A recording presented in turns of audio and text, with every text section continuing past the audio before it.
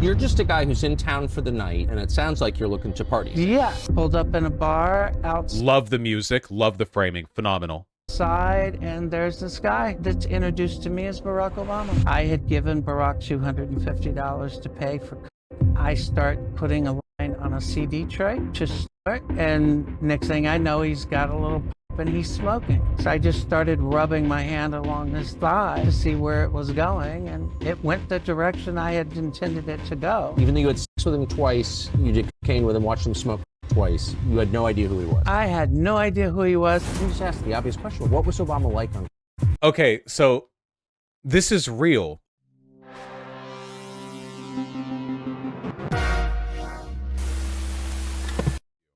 Tucker Carlson is so washed, so desperate for content.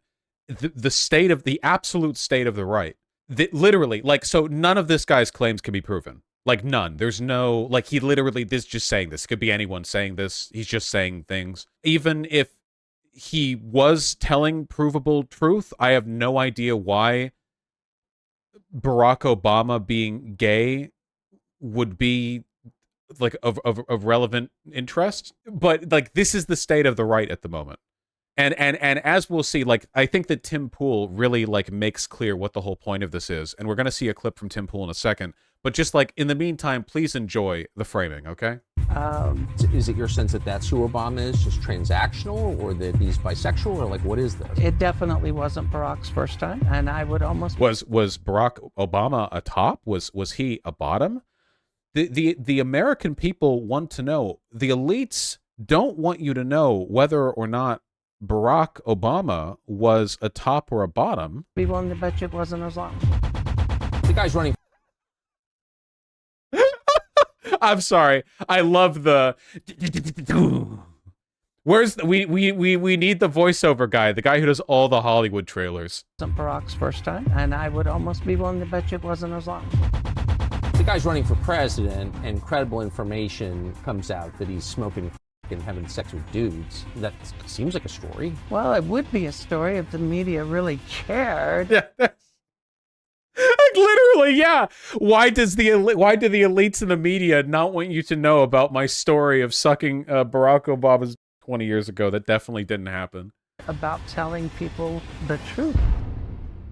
Incredible. Absolutely incredible. Absolutely incredible. This has been, as I understand it, this has been like a joke even to a lot of right-leaning people. So what we're going to see now is, I think, maybe the most naked example of Tim Pool admitting that he's a grifter who has no real beliefs. And also the general strategizing of the right, okay? Because Tim Pool commented on this, and I've called him a grifter and a liar and so on many times. I appreciate him saving me the effort here. Hold on. Legitimate political reason. Well, let me slow down. There's no legitimate factual reason to interview a con artist and crackhead who's making these absurd claims. Oh yeah, the guy who's doing this is like a known liar, by the way. I'm not a fan of this. I wasn't a fan of it when they did it to Brett Kavanaugh. I'm not a fan of it now. That being said, this is, of course, a false equivalency. The woman who made credible allegations of sexual misconduct against Brett Kavanaugh was not a con artist. She was just someone who knew him. I applaud Tucker Carlson for doing it. You know why? Welcome to the tit for tat world of politics. So to clarify, there's a political reason to do this, to attack the Democrats, I guess, to make them look like degenerates, to strike at the credibility of the Obamas, maybe to prevent Michelle Obama from gaining traction, or to create just some negative press around the Obamas. Fine, whatever. So flatly, he's like, I don't believe this happened, but I'm okay with lying about it because it's politically advantageous. So just like right there, like flatly, you know?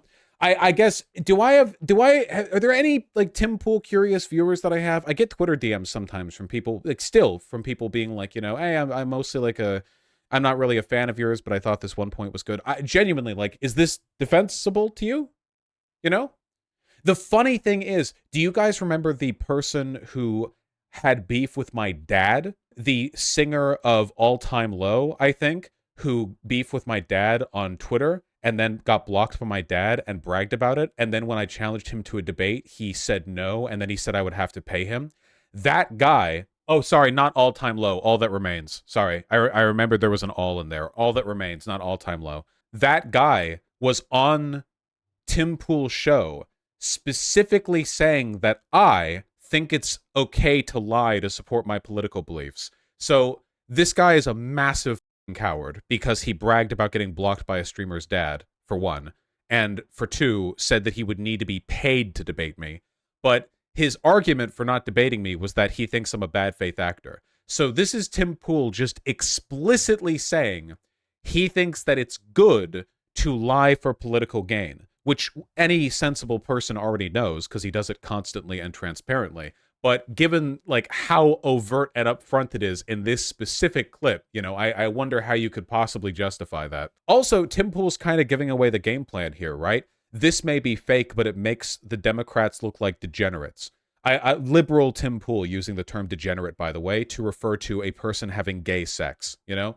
Liberal Tim Pool, who has liberal beliefs, by the way, wants Medicare for all, supports civil liberties, referring to alleged gay sex as degeneracy. Right, yeah. But, like, that is the only reason this is being done. It's the exact same reason that for over a decade, people on the right have obsessively photoshopped Michelle Obama to have a penis in photos of her, or anytime she's wearing a dress and the wind blows a front fold of the dress 1 micrometer in front of her.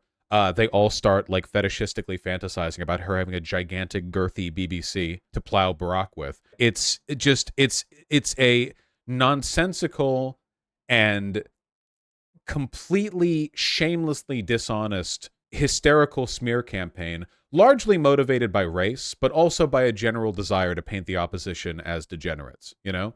The politics have really not advanced that far since a century ago in the Weimar Republic when it comes to denigrating your opposition. This is one of the reasons why I really don't understand how people take issue with the idea of just calling Donald Trump a pedophile on the debate stage. Like friend of Epstein pedophile, you know?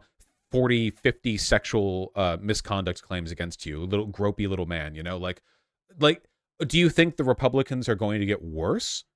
Do you think that like they have had the gloves on? Because they already call literally every Democrat file. Like the QAnon thing has already saturated into the mainstream with regards to like every single Democrat is a file, but somehow all the Republicans aren't, even though Republicans factually have been hit with more sexual misconduct allegations, and Donald Trump was a friend of Epstein. You know, it's so strange to me. But anyway, I just appreciate, like, even people like Tim Pool, even people as uncredible as Tim Pool are like, yeah, no, there's no reason to believe this guy's claims.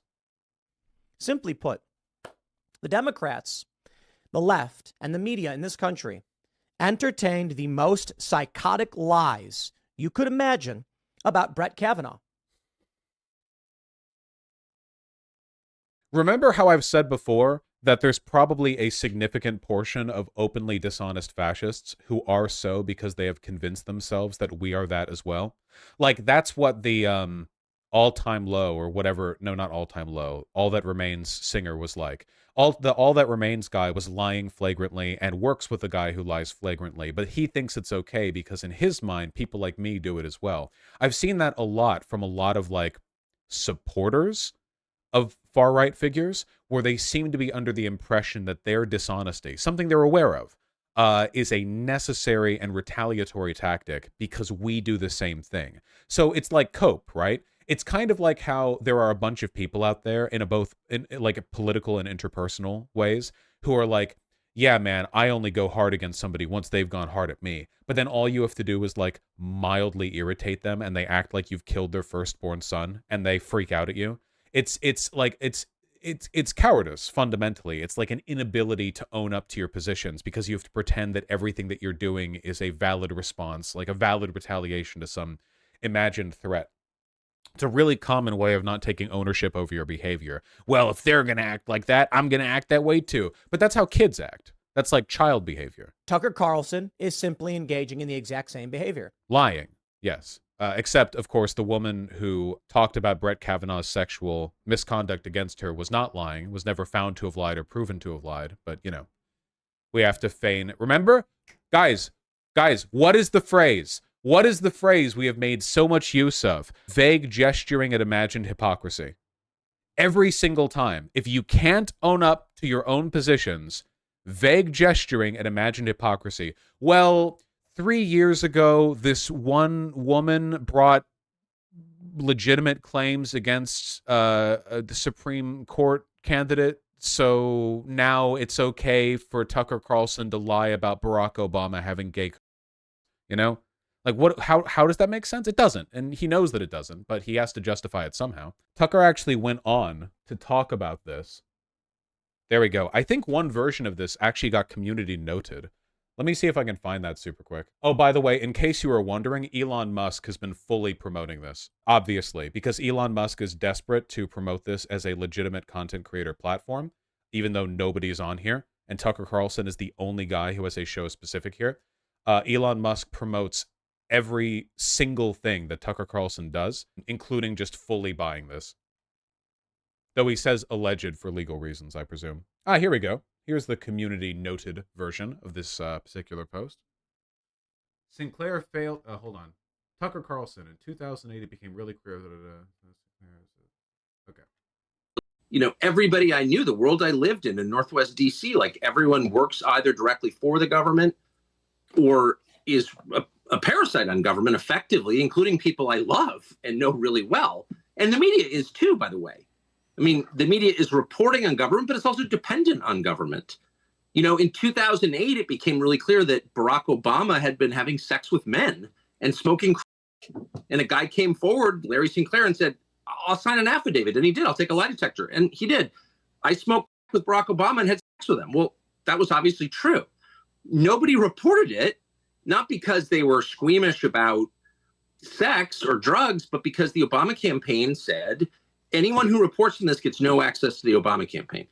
And so they didn't report on it. Sinclair failed the polygraph and has a long history of making outlandish and unsubstantiated claims. Sinclair has felony convictions in multiple states for charges related to forgery and deceit. No credible agency has been able to substantiate any of Sinclair's claims. And Sinclair is the guy he talked to, right? That's the same guy. Yes. It's the same guy. This guy has multiple felonies for fraud. This is the guy we're going off here? Jesus Christ. On Amazon, there's a book from Lawrence Sinclair, the guy, called Barack Obama and Larry Sinclair, Cocaine, Sex, Lies, and Murder, which was released on January 1st, 2009. And you can pick up a hardcover for $956.62. I'm not kidding. I can't believe we found a guy like this who makes Tara Reid look credible. Incredible. Do you have any idea how fucking desperate Tucker Carlson has to be for content to dredge up a 15-year-old totally unsubstantiated? Like, to be clear on how far the right has fallen broadly, this was so uncredible and so worthless that even right-wing media didn't pick up on it during Barack Obama's campaign. Like, back in 2008, when the right did not want Obama to win against John McCain, they did not pick up on this. Or at least they didn't pick up on it much. And now Tucker Carlson is like, here, 15 years later, here's the true story. Even if it was true, what was the point? Obama won twice. Yeah, but that's the thing. It's literally just they want to make the left look degenerate. Like, Tim Pool had it on the money there. So that happens. That's just one small example, but that happens all the time with lots of different issues. Now, and do you believe that transpired, or show? Oh, I know this guy. Or do you believe the guy is legitimate, or both? Oh, this makes Obama look cool, though. No, it doesn't. Larry Sinclair is not attractive. Guys, are we being real here? Obama is like a really intelligent, accomplished Harvard Law School graduate. He was about to be the president. If he's fucking dudes, he's fucking like the sultriest of gorgeous New York twinks. Okay, like what are we like? He's like, are we this fucking guy with like missing teeth? Like this guy? No, absolutely not. You think he's just picking up like? No, of course not. Jesus Christ, get real. Do I think that Barack Obama has men and smoked? Yes, of course. Like any good American. But I do not think he fucked man. The Larry Sinclair story? Oh, that definitely happened. Oh, for sure. I mean, I've talked to Larry Sinclair about it. And, oh, definitely it happened. I mean, Larry Sinclair's been in and out of prison. during one period, I mean, 40 years ago, he was in and out of prison. He's got a criminal record by definition. He's fraud, poor. He's got a disordered life. He's missing a tooth. Like, he's not, an Atlantic fellow. He's not going to the Aspen Ideas Festival. Spend another minute explaining reasons why it's very unlikely that a soon-to-be president, collegiate, wealthy, and extremely elitist Barack Obama would spend time with him. I think he has a record of deception. Obviously, he does. But this story, if you listen to it in detail, is clearly true. What? I mean, why? I'm going to do an interview with him and you can hear it. And again, it's not going to change the world that Barack Obama likes dudes.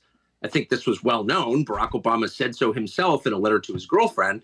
And by the way, that's kind of Barack Obama's business. That in that letter, by the way, which I recently saw people riffing about on Twitter, he was trying this is up there with him saying that like he looks to attract the like effete goth and socialists or whatever in college. It was him saying like, while trying to impress in desperate to get bisexual pussy voice, he was like, yeah, I've had sex with many a men, but only in my mind, or some shit like that. He was such a fucking dweeb, dude. Holy shit. Business. I'm not attacking him for liking dudes. I'm just saying the amount of lying in the media about it was unbelievable. Like, people knew this was true, and it was quite obviously true at the time. And of course, he is talking about Barack Obama, like he is attacking Barack Obama with the accusation of being gay. There is no reason why he would dredge up this uncredible 15-year-old bullshit otherwise. But this is always how they disguise it, right? They're like, well, this claim has no validity to it whatsoever, but the fact that the media didn't buy this invalid claim is evidence of media corruption against Barack Obama. People who covered the campaign didn't say anything about it because they didn't want to lose access to the campaign. And that happens all the time up and down government. So it's almost like, if you have a housekeeper, you think, oh, she works for me. But if you have a housekeeper long enough, you realize, well, you actually work for her. What? And you get caught up in her dramas. Do you know what I mean? Like, yeah. No, I have no idea what you mean by that. This must be some very specific, like, weak, wealthy white man. You hire like a Latin housekeeper, and their personality and natural magnetism just sort of domineers the house. I have no idea what this refers to. I have no clue at all. I've never had a housekeeper. There's a weird dynamic where you switch places with people. No, and by the way, what is he talking about? He's actually referring to Hegel's master-slave dynamic. He's actually very smart. Very smart. This is what's happening. fire her abruptly and she'll write a tell-all book about Tucker at home. That's exactly. This is just to understand how alien these people are. This is what their day-to-day lives are like. Okay, they have housekeepers who do their cleaning for them, and they live with the anxiety that if they ever fire their housekeeper, the housekeeper will write an expose on all the horrible shit they saw. That's like the level that these guys are on. That's their day-to-day worry. Okay, while you contribute to society and work jobs and pay your taxes, these guys, like, this is what keeps them up at night. That the housekeeper might write a tell-all. Right, and we don't even have a full-time housekeeper, so like that's not going to be an issue for me. But the point is, why did they keep harping on it? You think you're holding? Notice how he said full-time housekeeper. So what he means by that is he doesn't have a live-in housekeeper. So he doesn't literally live like a 19th century aristocrat. He has somebody who lives in a different house. Okay, I don't even know. Just like wealthy people just like casually slipping into conversation about the anxiety and paranoia they feel that their fucking housekeeper might like tell all the world the crazy shit they saw. It's so government accountable, but actually they're controlling you. That's really the dynamic in Washington. But you're living in the soup, and it's hard to see it at work. And this is a long way of saying the conclusions I've reached are middle-aged conclusions. And that's a lot of it. Right. It's just that I've gotten older. And remember when Tucker kept having those existential horror episodes stuff? Yeah. He's kind of doing it here too. I don't know why he's talking about any of this. I think that Tucker, like, obviously Tucker Carlson knows that he's lying. He's very like overt with that. And I think that it kind of drags in his soul a little bit, the bullshit he has to spew. You can't see certain things when you're younger. And it's like young people, you'd think they'd be the most open-minded of all. They're the least open-minded because they're afraid of the future. So they want to believe whatever storyline they've been fed is true. like the only problem with America is white supremacy, and like our tax system is fair, and Kennedy was assassinated by a lone gunman or whatever. Yeah, that's definitely a belief that young people have, that our tax system is fair. I've seen many cases of people arguing this. For those of you who are curious, Tucker Carlson does not actually have any real position on the JFK assassination. Just the same way that all conspiracies lead into each other, the reason he talks about it is because he wants to gesture at the government keeping secrets from you. That's it. He has nothing to say about it. There's no like actual meaningful statement to be made. It's just like fostering a constant atmosphere of paranoia and second guessing on the subject. They don't want to face like the terrifying unknown and complexities of the actual world we live in. Young people are too scared to confront the reality of the government and media colluding to hide this story of this lifelong criminal and fraudster having had sex with Barack Obama. Anyway, I just think it's funny how low he's fallen. I think it's funny that even other right-wing grifters like Tim Pool have to be like, yeah, I don't believe it, but I think it's good to lie, actually. So, you know, it's pretty funny.